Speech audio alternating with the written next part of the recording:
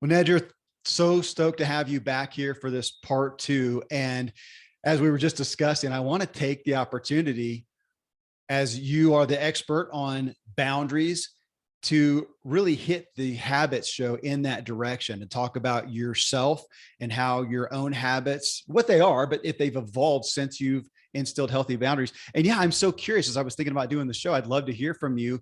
Where do we as a culture, as a society, especially right now, where do you see us often going awry with not having healthy boundaries in each area? So you ready? Okay, I'm All right. ready. All right. First one is just health.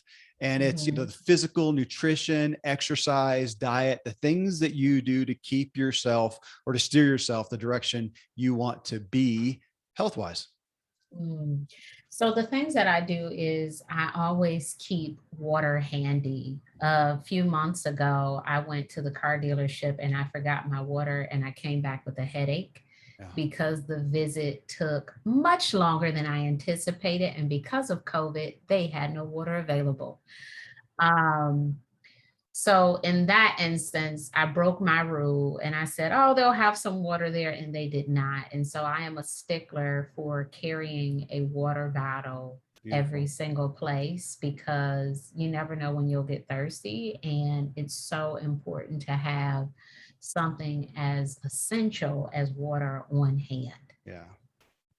How about on the exercise aspect? Anything you do there just for general movement? Yeah, I try to move my body in a variety of ways. I enjoy walks. I enjoy strength training, yoga, playing outside with my kids, all sorts of stuff, anything, gardening, anything where I can just move my body. I noticed that one key to being any age over 20 years old is stretching.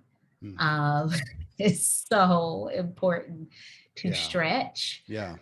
particularly as a society we're technology based. And so sitting on the couch watching TV, laying in the bed and looking at the phone in these awkward angles, we have to be very mindful of our neck, our shoulders, and just all these parts of our bodies that are now starting to lean down or hurt because we've, done something to them. So just some preventative stretching is really, really helpful.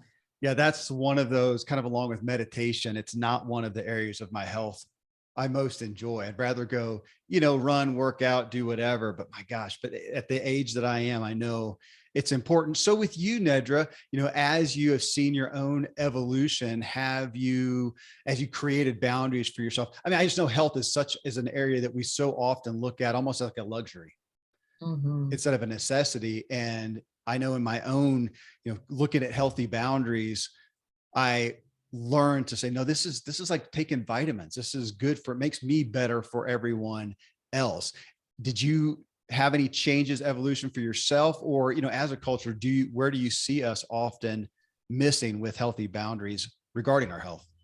Yeah, one of my changes or one evolution is me eating less candy.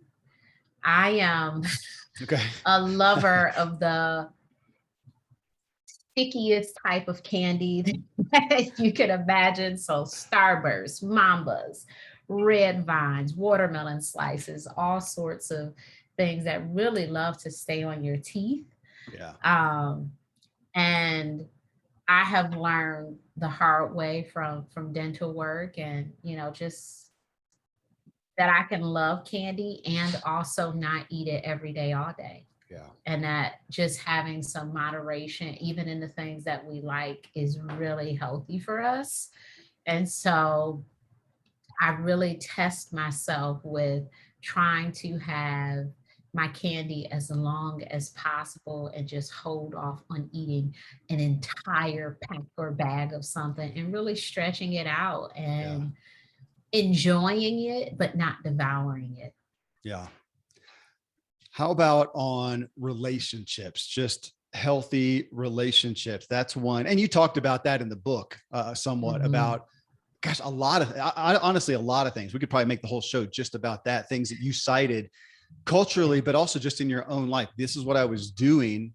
And then when I created healthy boundaries, here's what I did in relationships. Maybe if you just want to hit some of the highlights that changed your life.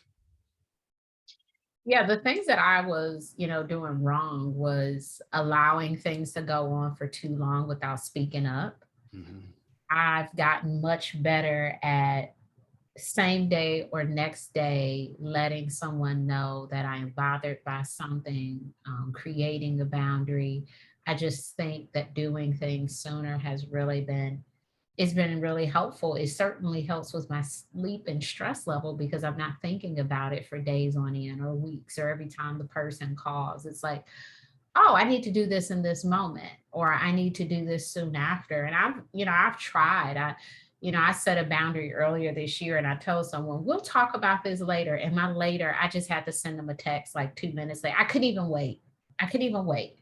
Like it just feels much better just to get things out and not sit with them. So I've certainly grown into speaking up for myself sooner and louder, not loud as in yelling, but Yeah. just loud as in more powerfully so people can really understand it.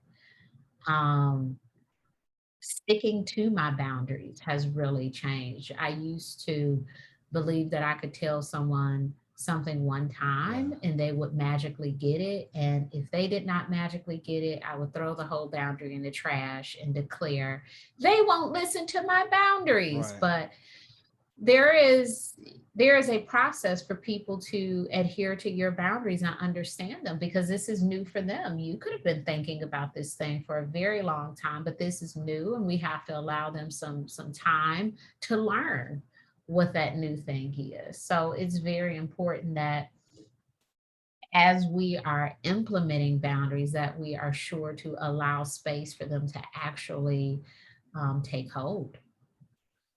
You mentioned getting back to somebody when you first said that. You said, even if it's the next day or whatnot. Tell me about that, balancing that. I know that I personally struggle to do it right there Mhm. in the moment, especially if there's any tension, if there's any emotion. And, to some sense, I could justify that and say, okay, it gives me a chance to get my thoughts together. I'm not so quick on the draw. And Mhm. then later help more healthfully respond. However, that also allows me the time to just chicken out and not do it at all. So Mhm. how is there a balance? Is it just a personality style of doing it right there, address it as soon as you can, or give yourself time to collect your thoughts and emotions? Well, I will say that my sleep is deeply impacted Yeah. by my mental health. Yeah. And I've noticed that my sleep is a lot more restless when I have things on the brain that I'm worried about, things I'm concerned about. It impacts my dream state. It impacts my ability to stay asleep through the night. It Yeah. impacts my quality. And I don't like it. I love me some sleep. Yeah. Yeah. Yeah. Understood. So if sleeping better means that I have to deal with some discomfort during the day, Yeah. I will do that so I can have a good night's rest. That is so important because I've seen where it's like, did I sleep last night? Because I'm constantly, my brain is thinking about this thing that needs to be said. It's like, I can't rest. It's consuming my day. I just Yeah. want to get it out of the way so I can um, relax, deal with the discomfort of it, but certainly not be in that space of, oh, I need to say this. What if they say that? What if they say this? It just feels much better to say it. Is that, I mean, would you put that top of the list for, again, the culture for the most part as an area in relationships that we don't tend to speak our feelings, be honest? Mhm. And if so, again, I'm going to ask you to kind of balance that with, it's not just venting, it's not just expressing anger, it's saying, I mean, you do such a great job in the book talking about how to do it tactfully, but is Mhm. that a top of the list issue that we just don't speak and then we let things fester, we let the walls build? Yeah. Okay. Yeah, I think the more time we give it, the more energy that we're giving to it. And also the more energy is being stripped away from us as we are waiting to have this uncomfortable conversation. Yeah. How about mental? Now, you just mentioned sleep as a primary Mhm. thing for mental. So tell me about your habits for your mental health, your mental state. Yes. So I find writing to be very cathartic. Some of it is creating content, and some of it is just brain dumping. I would say most of it is brain dumping. When I'm reading books, I like to have a journal nearby just in case something is triggered. I can kind of write through that feeling. Like this person's story reminds me of this thing about myself, or, perhaps this is a situation that I need to dig deeper into. So, writing is such a wonderful way to explore a lot of the mental stuff. And sometimes I'll go back and look at something. I'm like, oh my gosh, I wrote that. Like Hmm. it just feels so much better to get out, these really, really difficult and hard things. And writing gives us a space to think deeper about these things and not just have them in our heads. So, writing is a wonderful mental thing. I think being true to who I am and to what my needs are. I am very animated in conversation and I use my hands a lot and I Hmm. gesture and my voice goes up and down. And to not be able to do that would be me not being myself. And so just being myself feels really good and self-honoring and not having to fit into a box or having to speak in a certain way, a certain cadence, and all of these things. Just really owning who you are and knowing that some people in the world can accept you as you are and some people will not is really helpful for mental health. You can't please everyone, but boy, when you find the people that are for you, it's an amazing feeling. But it's interesting because when we look at, personality styles, and I've done one in the past, a disc personality style that says, hey, this is how you tend to be just naturally. This is just raw Kevin. This is modified Kevin. And mine was Mm, generally fairly modified. And yet I know people and theirs is not. And mhm, it's honestly, it's been a struggle, Nedra, like mhm, you. And it's interesting hearing you talk about being yourself, because I guess what it requires is you being okay with some people not liking that, because I err on the side of, okay, I'm going to act in a way that makes everybody like me. That was the mm. performance aspect that just gets so tiring and finds me just not wanting to be with people as much because of modifying. But on the other side of that, it feels like what I hear you saying, which is kind of a repetition for me to hear, is I also have to be okay, be yourself, but then be okay that some people aren't going to like yourself. Is that fair? Yeah, yeah. And I think there are parts of us we do have to reserve for our personal crew of people, of Yeah. course, but there are just some things that to be our full self, we just have to do. Maybe you can't whisper. Maybe you can't, like there are just certain parts of you that can't be hidden. And the more you try to hide those things, it just becomes harder to show up and be Yeah. in a space. Yeah.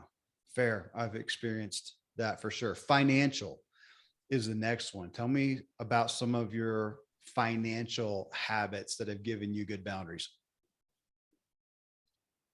Yeah. So financial habits that have given me good boundaries. I like to monitor how I'm spending things and be mindful of where and how often I'm spending money on something. Like, I think the only reason I go to the gym is because I have a membership. Uh huh. Like, if it was like no membership, I'm not sure that I would exercise, but the way I don't like to waste money means I have to go to the gym. Yeah. So, Yeah. Fair. Yeah.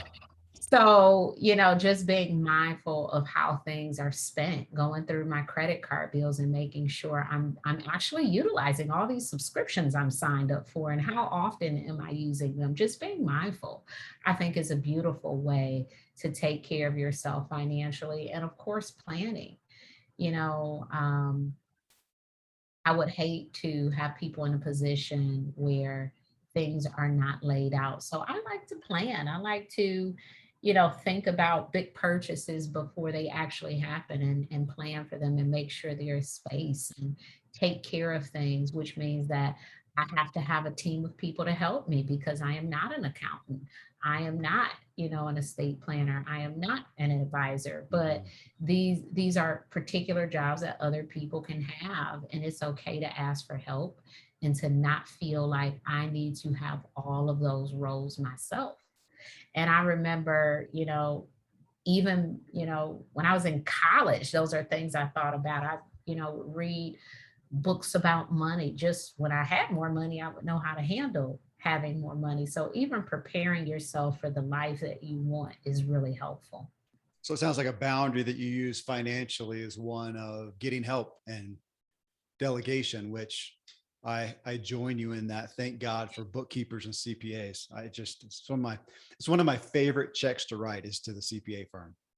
Yeah. I appreciate what they do. Yeah. How about spiritual?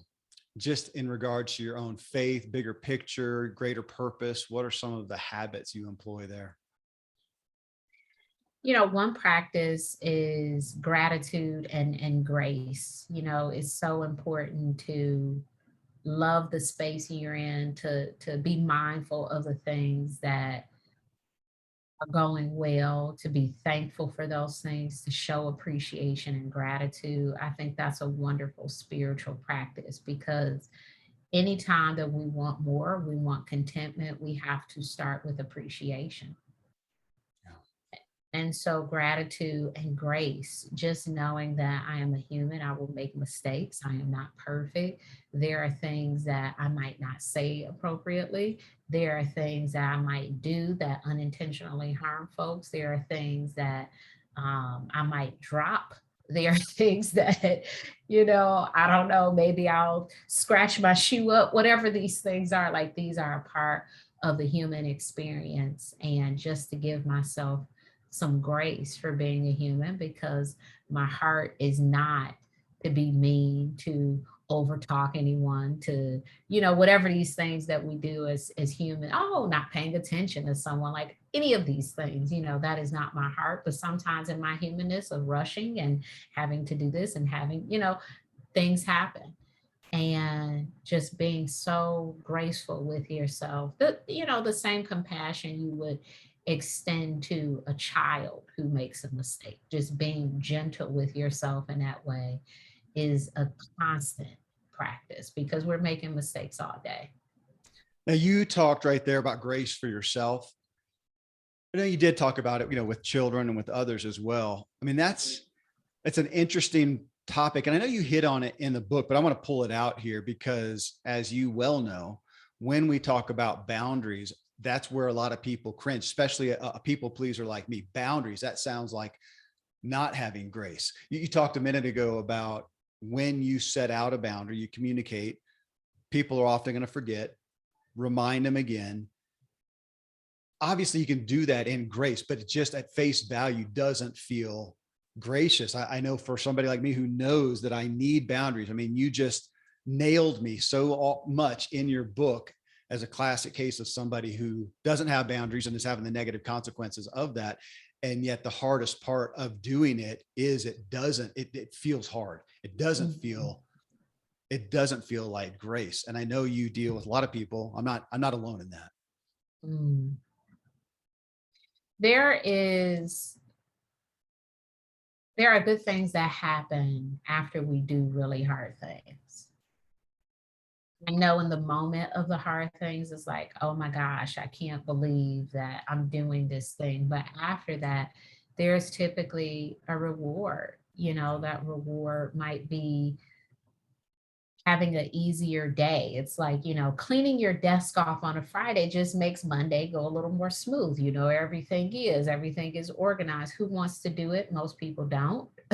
But it's just one of those things. It can make things easier. And, having that grace for others certainly help you with extending grace to yourself. And it's just this process of self-forgiveness and other forgiveness.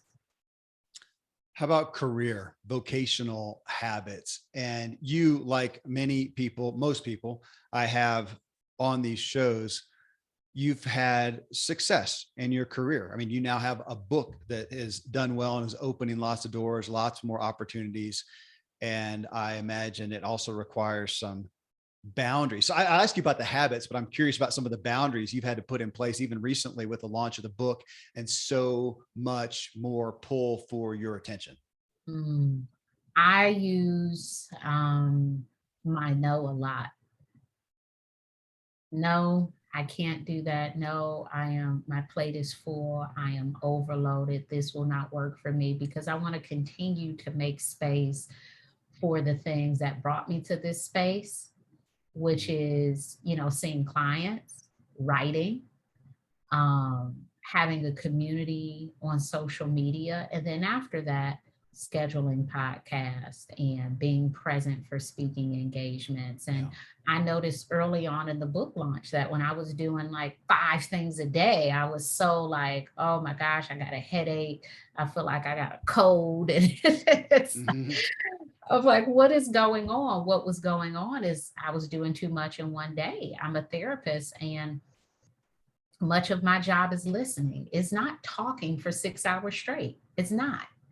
And so to put myself in the space where I was then talking 6 hours, I was like, oh, wow. Like I like to talk, like I love talking to my friends, but I don't talk for 6 hours straight. Right. That's a lot. And so I had to dial it back some and, let people know that I'm not available. This cannot work for me on these days. I'm not doing any interviews, and just, creating something that felt good. And so now I feel like I'm in a space where, things make sense again. I have, a bit more control over my schedule and how things are lined up, and it feels really good. And there are some opportunities I see and I'm like, instant yes, yes, Yeah. yes, yes, yes, yes, yes. Right. And there are some things I think about, and there are some things that are immediate no. But I know that I only have so much time, and it is up to me to decide how I want to spend that time, what is the best use, um, the energy that I'll get from doing certain things. And, I just have to be really mindful of me. Well, so on that note, the last spoke is personal. And Mhm. amongst all that's going on, all the things that you want to say yes to, what do you reserve time for that's just for Nedra? The self care, play, fun, hobbies, the things that feed your soul. Mm.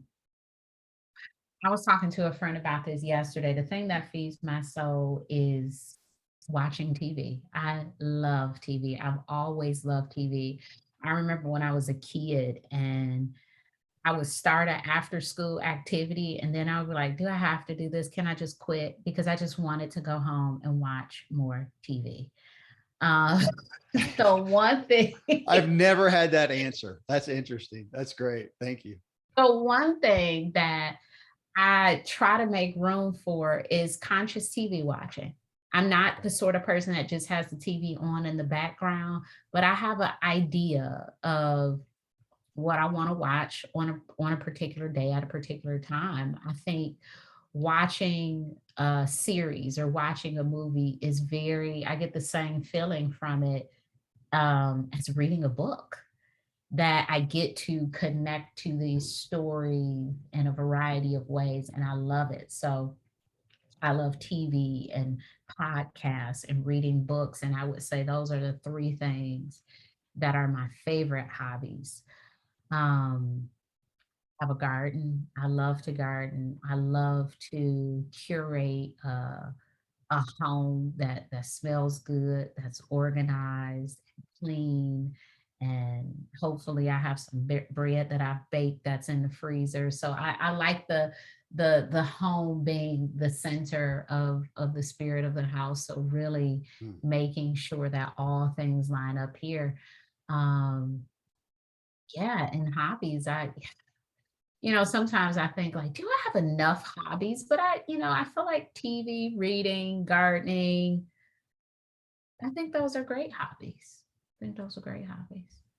The TV one, I do want to ask on that. I mean, we're in a culture right now that is struggling with screen usage. Well, just tell me about boundaries. Do you, and you said you put, it's not just going on and on and on. You do Mhm. conscious TV. Do you limit yourself to a certain amount of time, or does your life just by proxy only give you a certain amount anyways?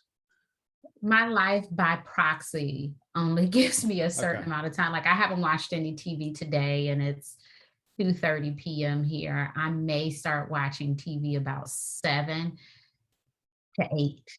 Okay. That'll be it. So I'm not I want to watch more. Like my idea of a great vacation is just like laying in the hotel bed watching whatever on TV. Like I love that.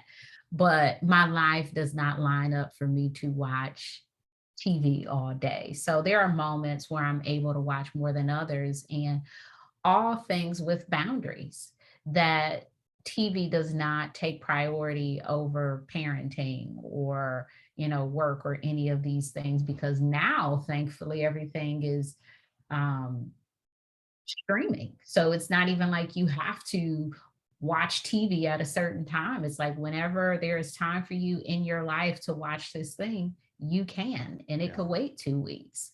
Yeah. So that's the beautiful thing about it. But yeah, I did have to break myself from the habit of just having the TV on, because I certainly grew up with the TV always being on, a TV in my bedroom, all of that stuff. So now I've transitioned to no TV in the bedroom, turning the TV on when I have an idea of what I want to watch. I don't have cable or anything, so it's not stuff always on. It's just like, I want to watch this thing, and I make time to watch that thing. Yeah.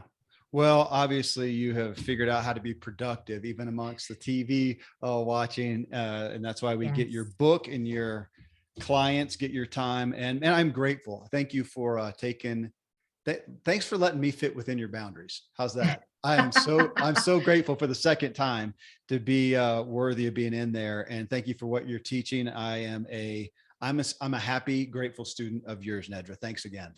You're welcome.